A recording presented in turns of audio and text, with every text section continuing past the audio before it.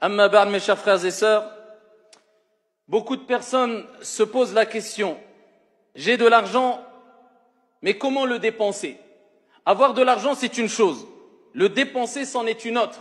Car le prophète alayhi afdalus salati wa askat taslim fi sahih nous a rappelé que le croyant, le serviteur, ne quittera pas l'esplanade des comptes le jour de la résurrection avant d'être interrogé sur 4 choses.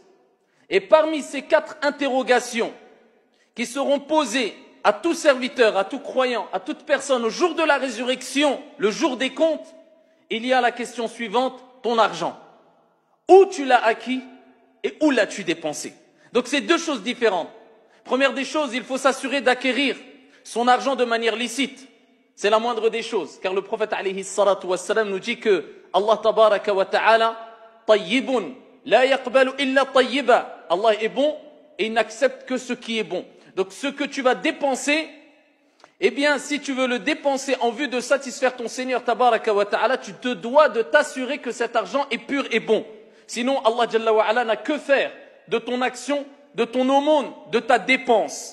Donc la première des choses, c'est de s'assurer que ton argent est licite, est sain, est pur.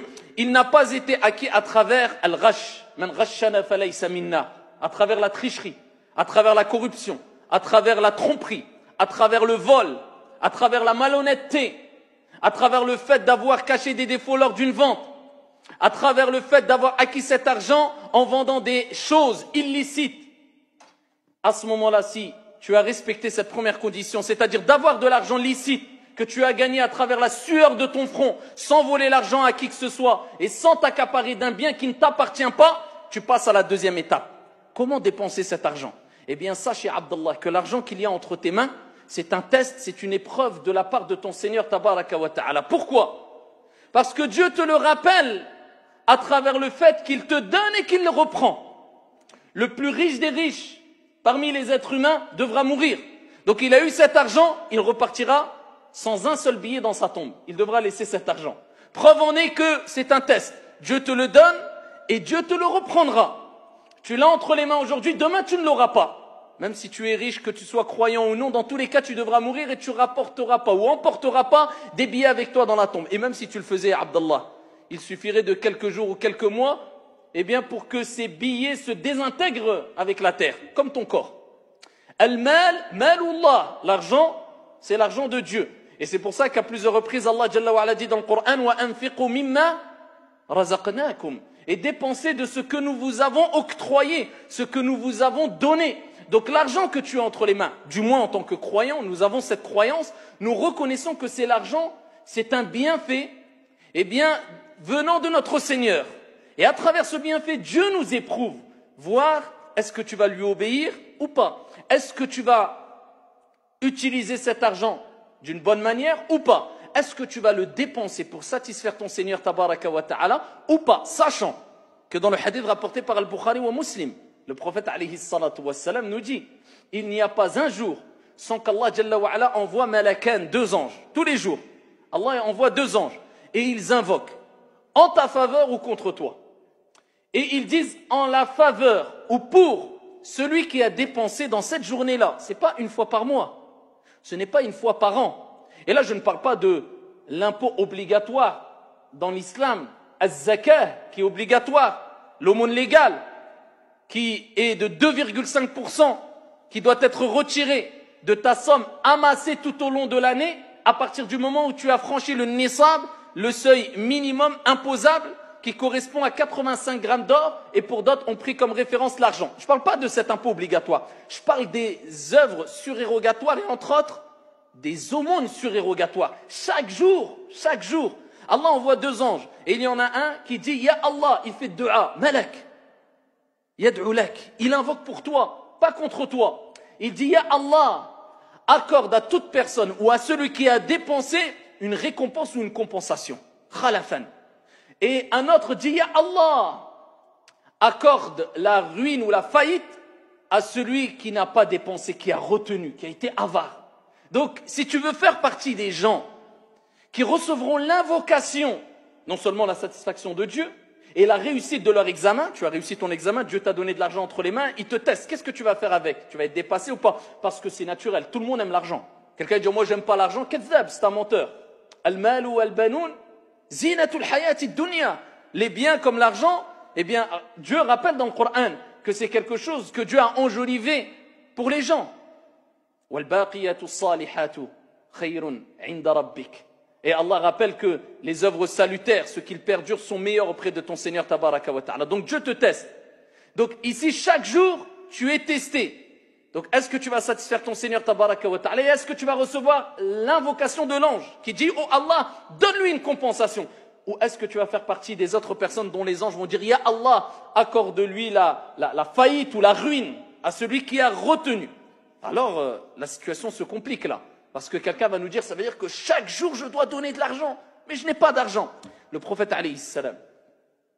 Et ça, les textes que je vous cite, ça nous rappelle que Dieu aime énormément voir son serviteur donner. Pourquoi Dieu aime énormément voir son serviteur donner? Et comment le sait-on? Non seulement parce que Dieu en a parlé plusieurs fois dans le Coran, mais parce qu'Allah, Jalla wa ala, à travers son prophète alayhi salatu wassalam, nous a facilité à toutes et à tous le fait de donner des aumônes. À tout le monde.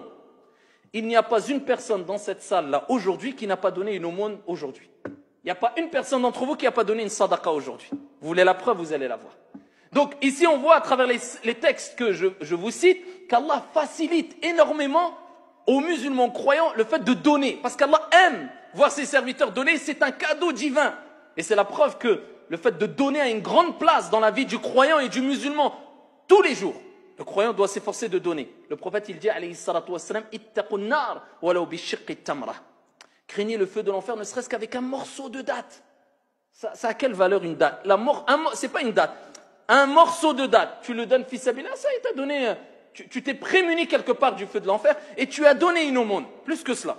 Rapporté par l'imam Ahmed, bisanadin Hassan, le prophète alayhi afdalus salati wa askat taslim nous dit que toute nourriture à travers laquelle, ou que tu utilises pour te nourrir, est une aumône. Tu achètes de la nourriture, tu te nourris, le prophète alayhi salam dit c'est une sadaqa. Pourquoi? Parce qu'Allah Jalla wa ala te dit de boire et de manger. Kulu washrabu, wa la tusrifu. Buvez et mangez, ou mangez et buvez. Allah il te le dit. Est-ce qu'en mangeant et en buvant, tu as obéi à ton Seigneur Tabaraka wa Ta'ala? Oui.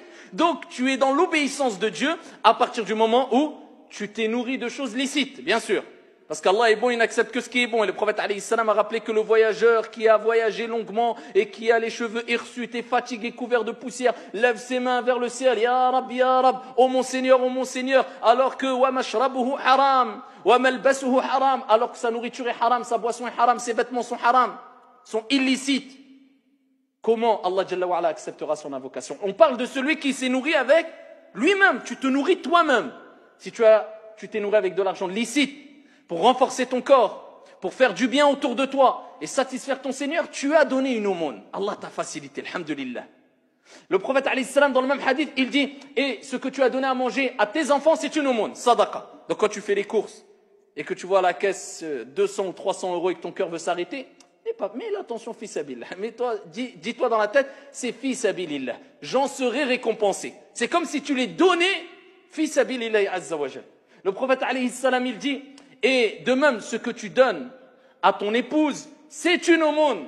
Ce que tu vas donner même à ton épouse, c'est une aumône. Et ce que tu vas donner à ton employé, Allah, à ton employé, c'est une aumône. À partir du moment où tu as été juste, tu as été équitable, et tu l'as donné pour lui permettre, avec cette intention de s'en sortir aussi, tu l'aides, c'est une entraide. Et entraidez-vous. De manière générale, on doit s'entraider. Eh bien, ici, c'est une aumône. Et les compagnons radiyallahu anhum wa ardahum ont dit, tellement que l'aumône est importante et tellement que ça prend une place centrale dans la vie de l'être humain, les compagnons ont dit radiyallahu anhum wa ardahum kama fi sahih, à l'époque, dans les premiers moments de la venue de l'islam, le prophète alayhi salam nous avait ordonné de donner de l'aumône qu'aux musulmans. Ensuite, Allah tabaraka wa ta'ala a rappelé que tout ce que vous donnez dans le Coran, en aumône, vous en serez récompensé pleinement, tout aumône que vous donnez. Et depuis la révélation de ce verset, le prophète alayhi salatu wassalam nous a ordonné de donner des aumônes aux musulmans et non musulmans, peu importe leur confession, et il nous a rappelé qu'on en sera récompensé.